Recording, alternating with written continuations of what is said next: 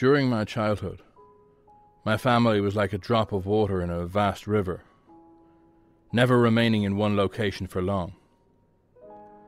We settled in Rhode Island when I was 8, and there we remained until I went to college in Colorado Springs.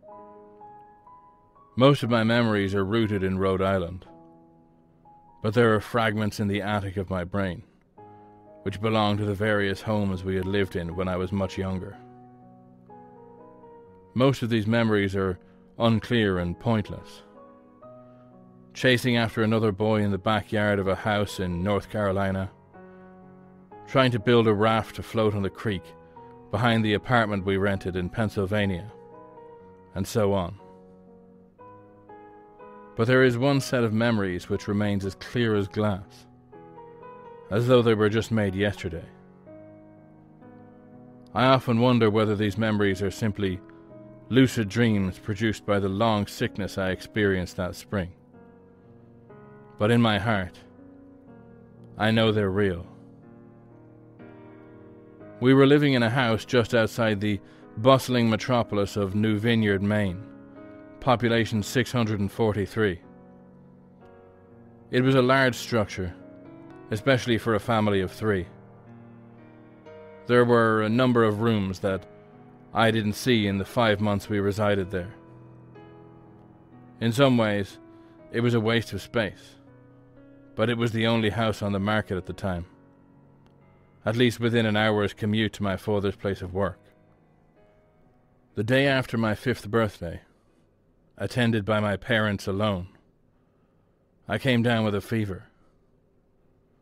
The doctor said I had mononucleosis, which meant no rough play and more fever for at least another 3 weeks. It was horrible timing to be bedridden. We were in the process of packing our things to move to Pennsylvania, and most of my things were already packed away in boxes, leaving my room barren. My mother brought me ginger ale and books several times a day, and these served the function of being my primary form of entertainment for the next few weeks. Boredom always loomed just around the corner, waiting to rear its ugly head and compound my misery. I don't exactly recall how I met Mr. Widemouth. I think it was about a week after I was diagnosed with mono. My first memory of the small creature was asking him if he had a name. He told me to call him Mr. Widemouth, because his mouth was large. In fact, everything about him was large, in comparison to his body. His head, his eyes, his crooked ears, but his mouth was by far the largest.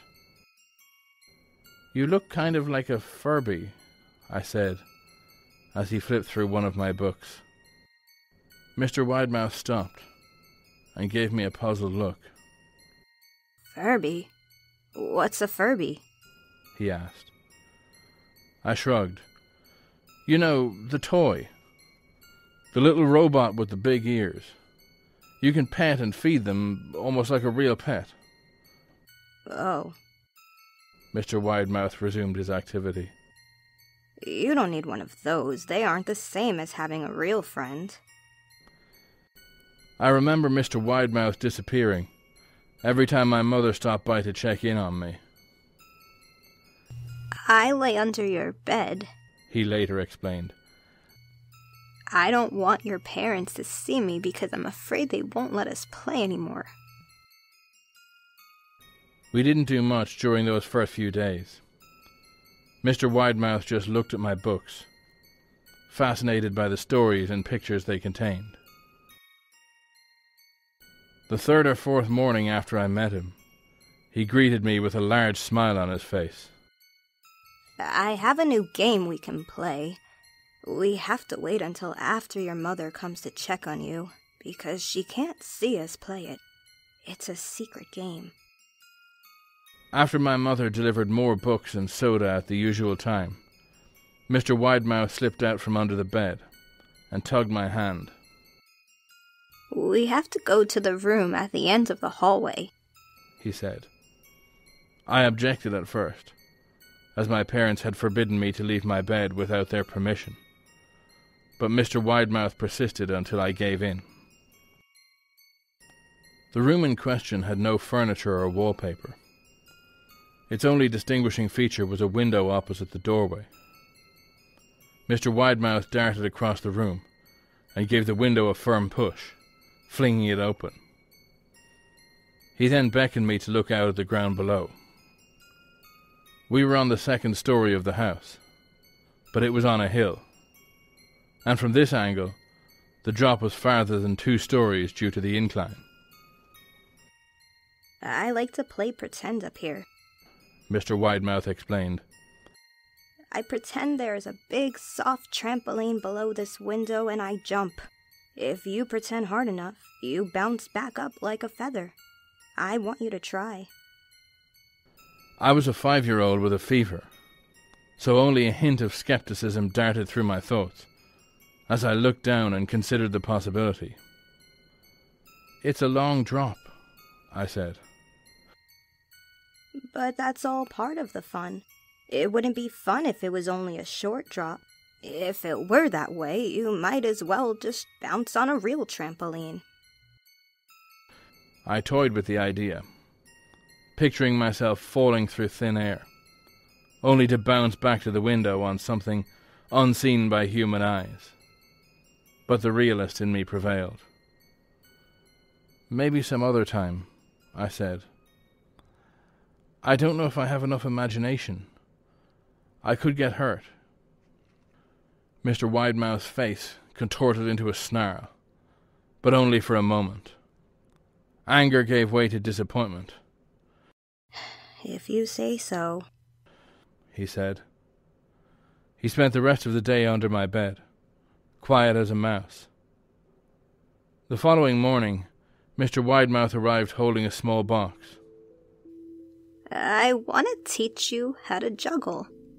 Here are some things you can use to practice before I start giving you lessons." I looked in the box. It was full of knives. "My parents will kill me," I said, horrified that Mr. Widemouth had brought knives into my room. Objects that my parents would never allow me to touch. "I'll be spanked and grounded for a year." Mr. Widemouth frowned. "It's fun to juggle with these. I want you to try it." I pushed the box away. "I can't. I'll get in trouble. Knives aren't safe to just throw in the air." Mr. Widemouth's frown deepened into a scowl. He took the box of knives and slid under my bed, remaining there the rest of the day. I began to wonder how often he was under me. I started having trouble sleeping after that.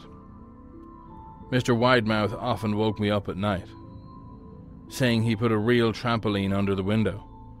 A big one that I couldn't see in the dark.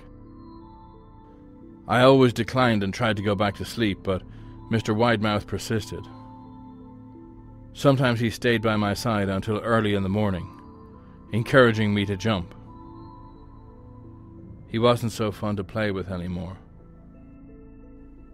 My mother came to me one morning and told me I had her permission to walk around outside. She thought the fresh air would be good for me, especially after being confined to my room for so long. Ecstatic, I put on my sneakers and trotted out to the back porch, yearning for the feeling of sun on my face. Mr. Widemouth was waiting for me. "I have something I want you to see," he said. I must have given him a weird look because he then said, "It's safe, I promise." I followed him to the beginning of a deer trail, which ran through the woods behind the house. "This is an important path. I've had a lot of friends about your age. When they were ready, I took them down this path to a special place. You aren't ready yet, but one day I hope to take you there." I returned to the house, wondering what kind of place lay beyond that trail. 2 weeks after I met Mr. Widemouth, the last of our things had been packed into a moving truck. I would be in the cab of that truck, sitting next to my father for the long drive to Pennsylvania. I considered telling Mr. Widemouth that I would be leaving, but even at 5 years old, I was beginning to suspect that perhaps the creature's intentions were not to my benefit, despite him saying otherwise. For this reason, I decided to keep my departure a secret. My father and I were in the truck at 4 a.m. He was hoping to make it to Pennsylvania by lunchtime tomorrow, with the help of an endless supply of coffee and a 6-pack of energy drink. He seemed like a man who was about to run a marathon, rather than one who was about to spend 2 days sitting still. "Early enough for you?" my father asked with a hint of sympathy. I nodded and placed my head against the window, hoping for some sleep before the sun came up. I felt my father's hand on my shoulder. "This is the last move, son. I promise. I know it's hard for you. As sick as you've been, once Daddy gets promoted, we can settle down and you can make friends." I opened my eyes as we backed out of the driveway. I saw Mr. Widemouth's silhouette in my bedroom window. He stood motionless until the truck was about to turn onto the main road. He gave a pitiful little wave goodbye, steak knife in hand. I didn't wave back. Years later, I returned to New Vineyard.